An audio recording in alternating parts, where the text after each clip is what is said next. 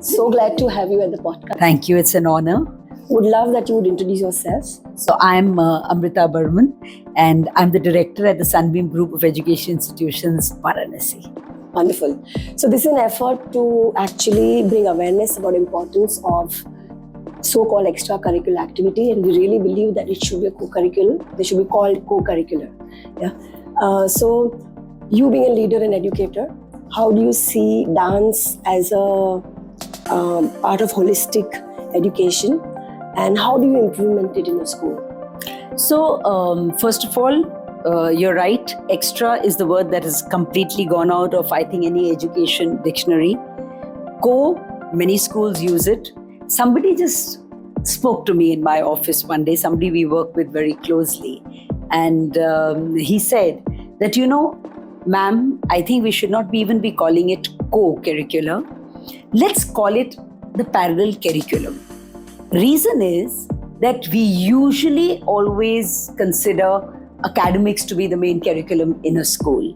So if you say it's parallel, it means it's as important as academics. It's not even Once you've finished with your academics, now it's time to start with the co-curricular. No, it has to move together. Academics and parallel curriculum are equally important. It should walk hand in hand. And I think research has proved, even CBSE is talking about it, all boards, that we should be doing a lot of things every day in the class, outside the class, because children need not only their little breaks, they also need to do something different which goes beyond their academic part. That it only shows the importance of both. And dance, when you speak about dance and holistic education, is something that Sunbeam has been believing in for years together. Possibly even when we didn't understand what it all meant, I'm talking about maybe 35 years back, we knew that this was important because when we did something else with the child, beyond and along with academics, we could see that children's performance in academics was much better. They were not only more settled in the class, we could also see that made them fall in love with the school. So even today, I ask my teachers and my parents, when a child gets up in the morning, does the child want to come to school? So they say, kabhi nahi ye bola kisi bacche ne ki pet mein dard ho raha hai, school nahi jana. So when it happens like that, it only means that something is happening right. So academics is happening very well and right, but the other things, the holistic stuff where all the skills are also being developed, whether it's communication through a lot of different activities and maybe the quizzing part, the speaking part, in groups talking to each other is happening. There are many other things, of course, that go on. When we're talking about the dance part and physical movement, of course, physical movement is an important part of dance, but we also realized that dance per se is an extremely important part of a daily activity of the child. We'll speak more about it, but coming back to the holistic part, I think dance is one important part in our holistic curriculum where we are aiming at a child getting developed from all aspects. We realize much earlier that dance also plays a very, very important role in our parallel curriculum. So it's nothing new, but it's got more structure now. So I'm going to reframe my question now. And I'm going to say in all my other podcasts, it's not co-curricular, as a parallel curricular. Thank you for giving me that information. I think that gives my work so much more value.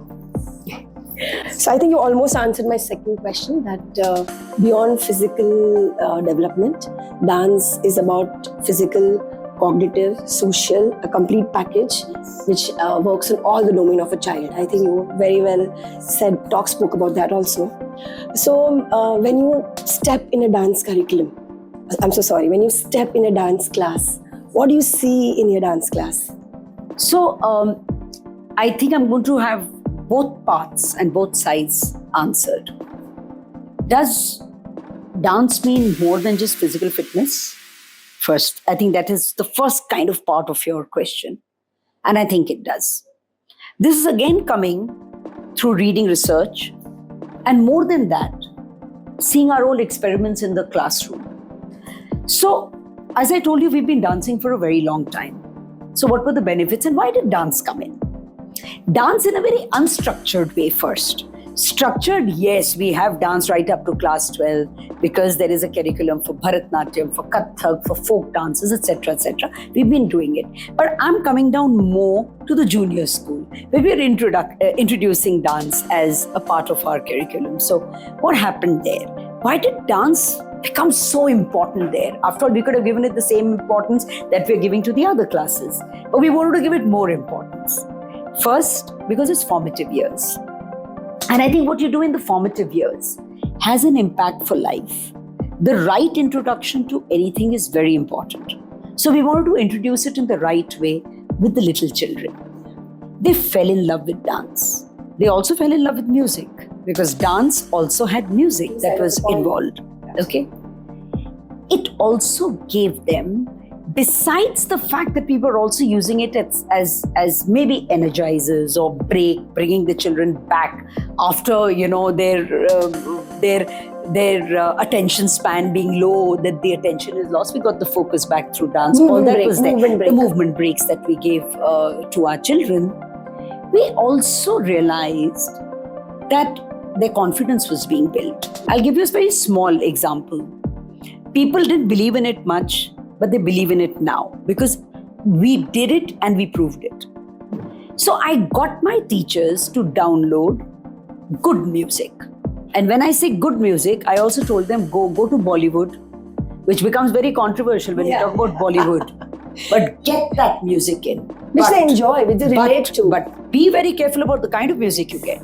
It should be something that the children love, they get inspired, and there should be good movement in it. Good beats, upbeat. All that was uploaded in all the systems in every classroom.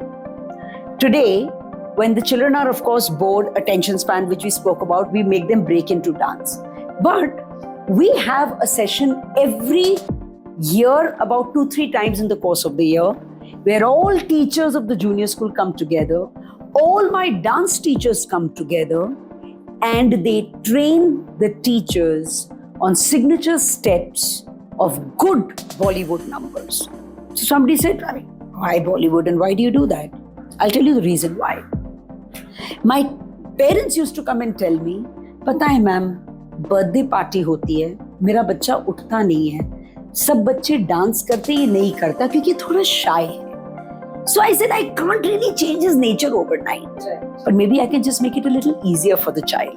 Because when the child knows certain signature steps and that music is being played, which is the popular number, which is playing, let's face reality, it is being played on birthdays. Absolutely. When the child listens to that number, he gets up and just does the signature dance, even though he's a shy child. And when people clap for that kid, wow, you're so good. Can you imagine the high eye and the confidence? And it started working.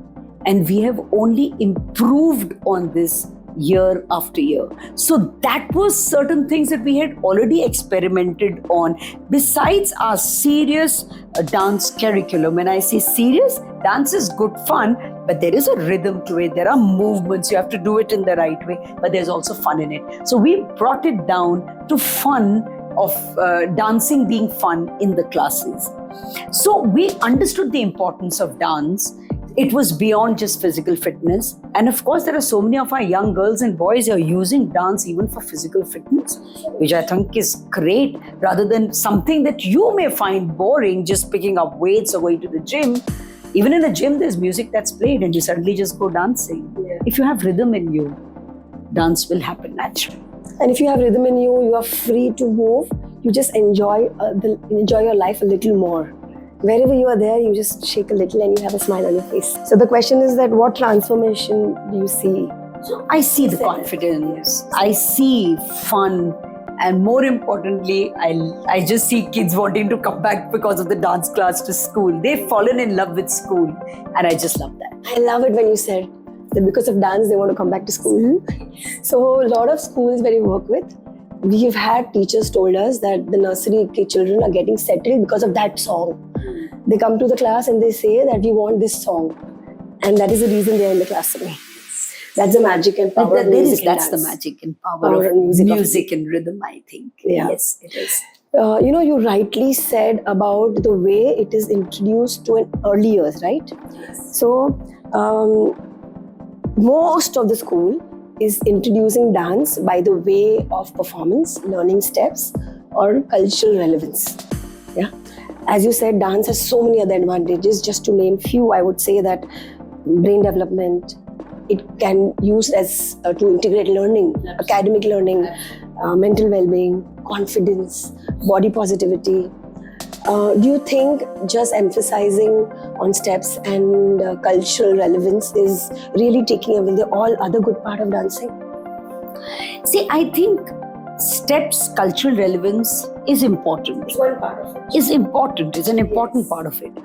But when we are talking about dance, rhythm, there is an age to everything. If I start talking about cultural relevance to the little ones, it doesn't make sense to them. Everything has to be age appropriate. So there will be a time you'll talk about cultural relevance. Why not? Why not? Children need to know more. Those are the kids who want to take it up as a subject, as a hobby, as a profession. They need to go deep into, if I'm doing something, why am I doing it? If I don't know the why, I won't be interested in doing it. So that cultural relevance has its own importance. We can't take that away. But we're talking about little ones. I think it's about fun that we spoke about. When we spoke about movement, research says, when we talk about the embodied cognition theory, it's all about children naturally moving for a particular reason. The more they move, the more their neurons get connected, more the synaptic connections happen, the more they learn. And if I'm going to connect this theory to something else that I've been talking to my teachers and we've been trying to develop a lot, is about reading. And they say that till the age of 5, the synaptic connections happen. Right. Okay? The more they move, the better it happens. Now the trick is here. Till the age of 5, the synaptic connections happen. But from the age of, say, 6, I may not be exactly 100% there, but that's the age. In fact, what happens is a reverse procedure, which is called synaptic pruning. Yes. Everything starts getting, all the neurons that have not been connected start getting pruned, which is a natural thing, which happened with all of us and keeps happening and will keep happening. So what is it that I'm doing to increase the neuron connections till the age of 5 or 6? The more the body moves, the better it is. So the more they dance and they enjoy, the better it is.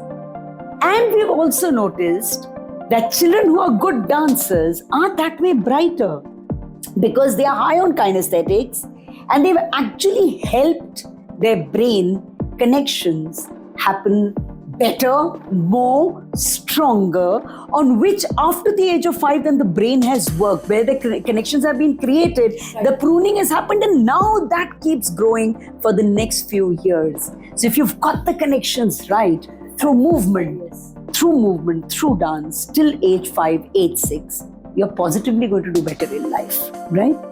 And therefore, we believe in this theory. We push our children to move. We don't push them actually. We just give them space, because naturally they move. Give them the right environment. Exactly. We don't stop them from moving.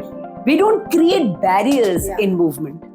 And another thing we've noticed is that the moment children move more, they are more settled after that. So whenever the teachers complain that, oh God, I have a tough class, there's so much that's happening, it's so difficult to get these children to concentrate, we tell them, just make them move. Let them dance. Instead of take the wiggles away. They come back so much more settled, more focused, because the oxygen has gone to the brain, and of course that is also helping in the neuron connections. Absolutely. So they say that a minute of movement Yes. brings 15% more oxygen to the brain. Yes. And the food for brain is Is the oxygen and water. Absolutely. Yeah. And you, they say just sip a water before the exam. So these two things works The more magically. your brain is hydrated, the better. Yeah, it they works. say too. This is it's movement and water. Exactly. So that's a wonderful explanation of giving a lot of movement to 5-year-old so that there are very less neuron left to prune. Yes, absolutely. Yeah. The more connections, the better it is. The less neuron to prune. That's wonderful. So is there a personal experience of yours with dance that strengthens this belief? So basically, I have been a classical dancer Wow. myself. I trained in both Kathak and Bharatnatyam, gave performances, love dancing otherwise also. Yeah. Even now when there's music that's on or there's a dhol that's on, it's very difficult for me to keep my feet, not being tapping and moving around and dancing. And why? It's just not about I know how to dance, so I love to dance, though really I don't dance as much as I used to, but still I love, whenever there's a party or anything, you'll probably find me the first one on the floor and the last one to get off the floor because I enjoy. I think it gives me a high. And I think more than anything else, it actually just makes me feel very good.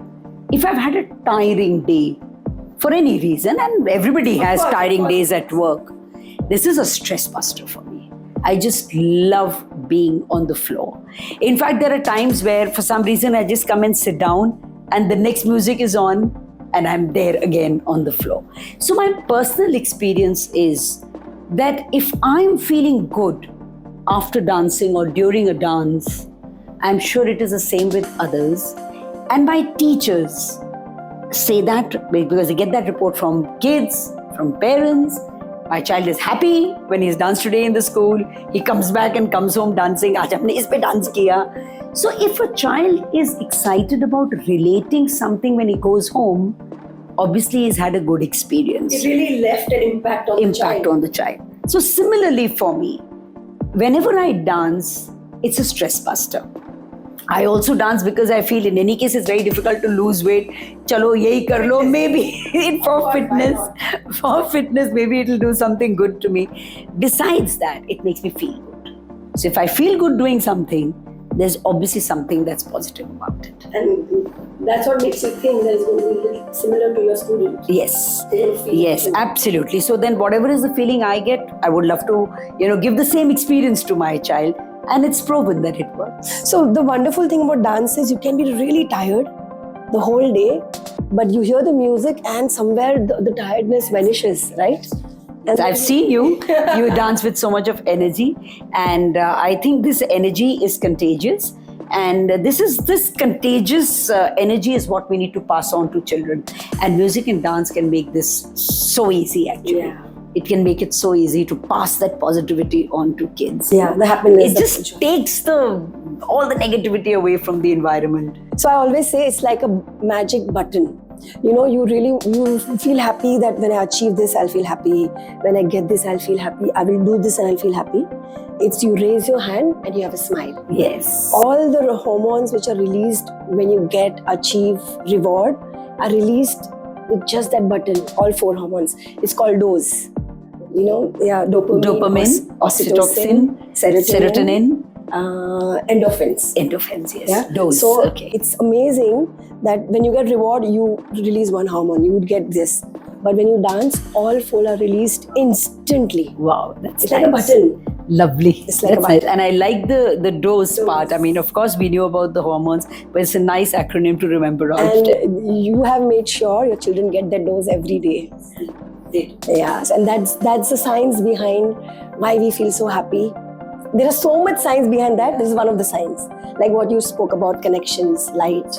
This is one more thing. The happiness is because of the DOSE. All the right hormones getting. Yeah, all the right hormones getting. Yes. Thank you so much for your time. Thank you so much.